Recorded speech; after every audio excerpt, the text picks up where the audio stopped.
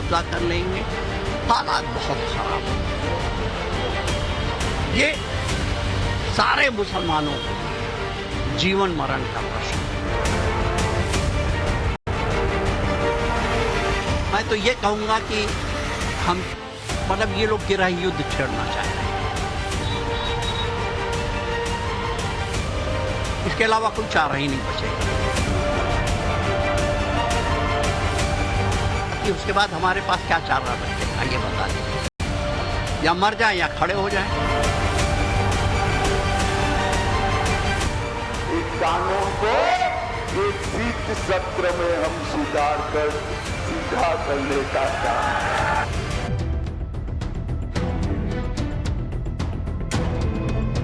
वक्फ bill पर एक तरफ सरकार एक्शन मोड में है। देश के गृह मंत्री अमित शाह कह रहे हैं आने वाले शीत सत्र में वक्फ बिल को कानून का रूप दे दिया जाएगा। दूसरी तरफ वक्फ बिल के नाम पर सरेआम भड़काने का काम जारी है। देश में गृह युद्ध होने की धमकी दी जा रही है। सड़कों पर उतरने की बात कहकर आम मुसलमानों को उकसाया जा रहा है। मुसलमानों के लिए जीने मरने का पैगाम दिया जा रहा है। अफवाह, भ्रम और झूठ इस कदर फैलाया जा रहा है कि अगर वक्फ बिल पास होकर कानून की शक्ल में आ गया तो सरकार मस्जिदों और कब्रिस्तानों पर कब्जा कर लेगी। आए दिन नफरती और भड़काऊ बयानबाजी का दौर थमने का नाम नहीं ले रहा। अब भड़काऊ बयानबाजी की है ज्ञानवापी मामले के पक्षकार और अंजुमन इंतजामिया कमेटी के सचिव एसएम यासीन ने। एसएम यासीन कह रहे हैं बिल आ गया तो देश के हालात बेहद खराब हो जाएंगे। इतना ही नहीं, एसएम यासीन सीधे सीधे गृह युद्ध की धमकी दे रहे हैं।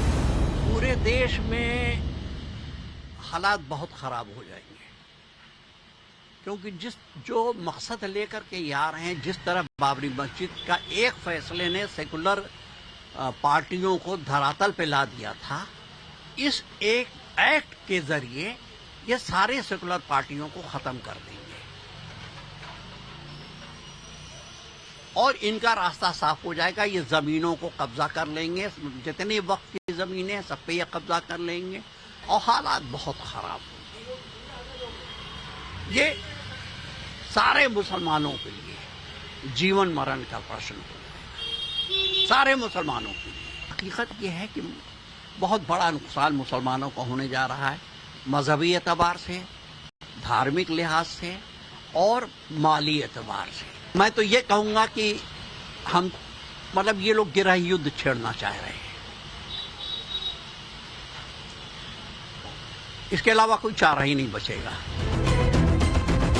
एसएम यासीन यही नहीं रुके, सीधे सीधे अदालतों पर सवाल उठा दिए और यहाँ तक कह दिया कि अगर ये बिल पास हो गया तो मुसलमानों के पास सड़क पर उतरने के अलावा कोई चारा नहीं बचेगा। अदालतें सो रही हैं,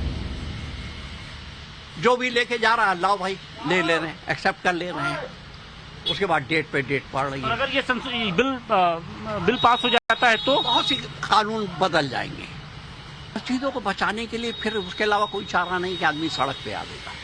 जब हमारी पीठ दीवार से लग जाती है उसके बाद हमारे पास क्या चारा बचेगा ये बता दीजिए। या मर जाए या खड़े हो जाए।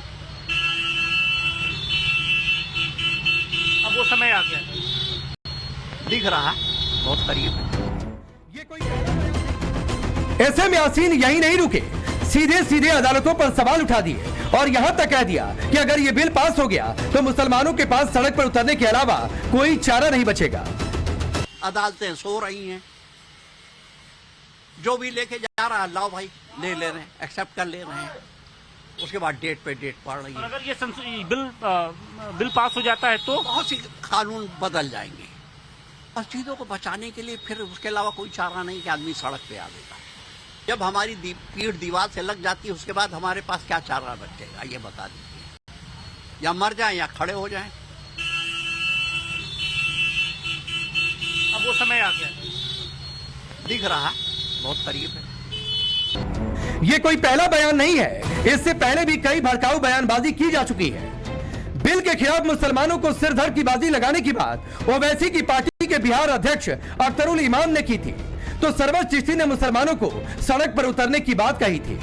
2 दिन पहले ही बिल का समर्थन करने पर मुंबई में जेपीसी की बैठक में गुलशन फाउंडेशन के सदस्य इरफान अली परिजादे को धमकाया गया और काफिर तक कह दिया गया। सवाल है, ऐसी बयानबाजी से क्या वक्फ बिल के नाम पर मुसलमानों को भड़काकर नफरती जहर घोलकर देश में आग लगाने की कोशिश हो रही है? क्या तथाकथित मुस्लिम हितैषी वक्फ बिल के नाम पर सीए की तरह ही मुसलमानों को सड़क पर लाना चाहते हैं? इस बीच सरकार की तरफ से साफ साफ कह दिया गया है, शीत सत्र में बिल को कानून का रूप दे दिया जाएगा। वक्फ बोर्ड का जो कानून है, ये वक्फ बोर्ड के कानून से बहुत परेशानी है ना। एक कानून को एक शीत सत्र में हम सुधार कर सीधा करने का काम कर देंगे। अरे जब 303 सीटें थी तब क्यों नहीं लाए थे? अब जब उन्हें मालूम है कि हो नहीं पाएगा तो मूर्ख किसको बना रहे हैं? ये मूर्ख बना रहे हैं नागपुर वालों को। नागपुर वाले जानते हैं उन्हें मूर्ख बनाया जा रहा है। तमाम मौलाना और सियासतदान है, इससे पहले भी कई भड़काऊ बयानबाजी की जा चुकी है। बिल के खिलाफ मुसलमानों को सिरधर की बाजी लगाने की बात ओवैसी की पार्टी के बिहार अध्यक्ष अख्तरुल इमाम ने की थी, तो सरवर चिश्ती ने मुसलमानों को सड़क पर उतरने की बात कही थी। 2 दिन पहले ही बिल का समर्थन करने पर मुंबई में जेपीसी की बैठक में गुलशन फाउंडेशन के सदस्य इरफान अली परिजादे को धमकाया गया और काफिर तक कह दिया गया। सवाल है, ऐसी बयानबाजी से क्या वक्फ बिल के नाम पर मुसलमानों को भड़काकर नफरती जहर घोलकर देश में आग लगाने की कोशिश हो रही है?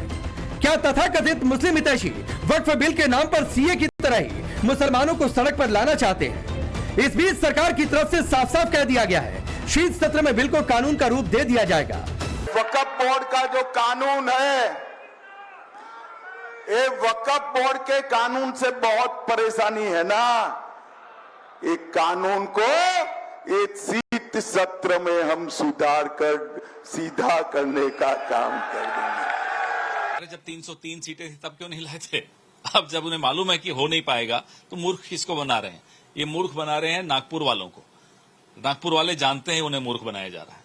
तमाम मौलाना और सियासतदान भले वक्फ बिल के खिलाफ उकसा रहे हो, लेकिन तमाम मौलाना ऐसे भी हैं जो वक्फ बिल का खुलकर समर्थन कर रहे हैं और कह रहे हैं नए बिल के आने से वक्फ की संपत्ति में भू माफियाओं का जाल खत्म हो जाएगा।